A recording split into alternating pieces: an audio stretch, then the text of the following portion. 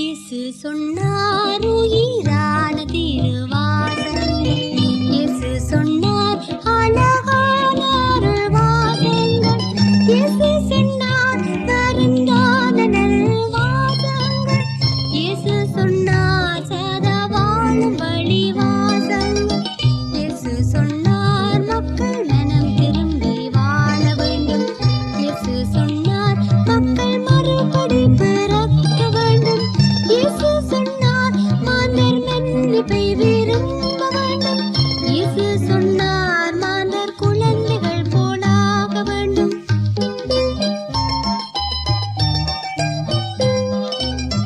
இயேசு சொன்னார் பயம் கவலை தீய ஆசை பகை. இயேசு சொன்னார் உயிருடல் உள்ளம் எல்லாம் இருக்கும். இயேசு சொன்னார் தீய நரகில் விழுந்து அழிந்திடாமே. இயேசு சொன்னார் தூய பேதனரை நினைந்து வாழ். கர்த்தருக்குள் அன்பானவர்களே, அனுதினமும் கிறிஸ்துவுடன் தியான வேலைக்கு உங்களை அன்புடன் அழைக்கிறோம். இன்றைய தியானத்திற்கான வேத வாசிப்பு 1 யோவான் 4ஆம் அதிகாரம் வசனங்கள் 9 முதல் 17 வரை. தியானத்திற்கான தலைப்பு, நான் அவ்வளவு பெருமதி மிக்கவனா? பயப்படாதே, உன்னை மீட்டுக் கொண்டேன், உன்னை பெயர் சொல்லி அழைத்தேன், நீ என்னுடையவன். ஏசாயா 43:1. ஒரு விருது வாங்கிய மகன் தனக்காக தனது தகப்பன் எதையெல்லாம் விட்டுவிட்டு தன்னை ஆளாக்கினார் என்று பெருமையாக சபையில் அறிவித்தான்.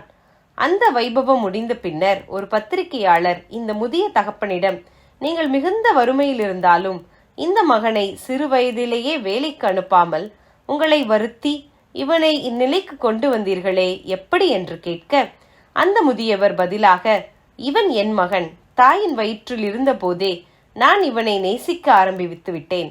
இவனே என் எல்லாம். எனது ஏழ்மையோ வருத்தமோ கிடைத்த சொற்ப பணமோ மக்களின் ஏளனங்களோ யாவுக்கும் மேலாக இவன் எனக்கு மிகவும் பெருமதியானவன். இவனுக்காக இல்லாமல் யாருக்காக நான் செய்வது என்று கேட்டார்.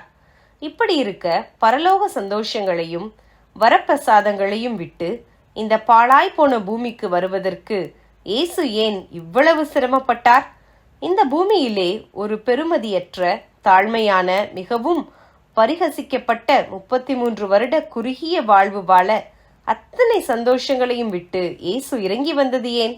அன்று எகிப்தின் கொடுமை தாங்காமல் இஸ்ரவேலர் ஒரு மீட்புக்காக கூக்குரலிட்டனர். கர்த்தர் மோசேயை எழுப்பினார். இஸ்ரவேல் அற்புதமாக மீட்கப்பட்டு சுதந்திர பூமியில் நிலைநாட்டப்பட்டது. இங்கே மனிதன் தான் பாவி என்பதை உணர்ந்து மீட்புக்காக கூக்குரலிட்டானா?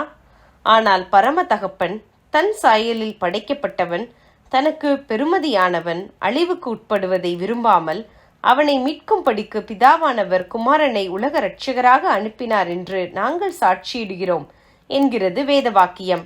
இதுதான் பரிசுத்தமான, எதையும் எதிர்பாராத அகாப்பே அன்பு. இந்த அன்பு எதற்காக தன்னை அர்ப்பணித்தது? தம்மை விட்டு தொலைந்து போன ஒரு பெருமதியான பொக்கிஷத்தை தேடி அதை சிறைப்பிடித்து வைத்திருந்த எதிரியிடமிருந்து அதை வல்லமையோடு மீட்டு அது தமக்குரியது என்று உரிமை கோருவதற்கே தவிர வேறு எதற்காக? இந்த பெருமதிமிக்க பொக்கிஷம் யார்? நாமேதான்.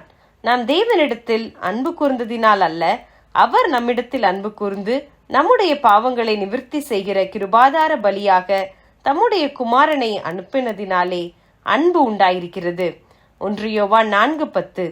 அவர் நம்மிடத்தில் அன்பு கூர்ந்து நம்மை மீட்கும்படி, தம்மை பலியாக்கும்படி, தம்மை தாமே ஒப்புவிக்கும் அளவுக்கு அவர் நம்மை பெருமதி மிக்கவர்களாக கருதிய அன்புக்கு ஈடாக நான் என்ன செய்வேன்? ஜெபம் செய்வோமா? அன்பின் ஆண்டவரே, தொலைந்து போன உம்மை விட்டு தூரமாயிருந்த எங்களை மீட்டுக்கொள்ளும்படியாக எங்களை தேடி வந்தீரே, ஸ்தோத்திரம். ஆமேன்.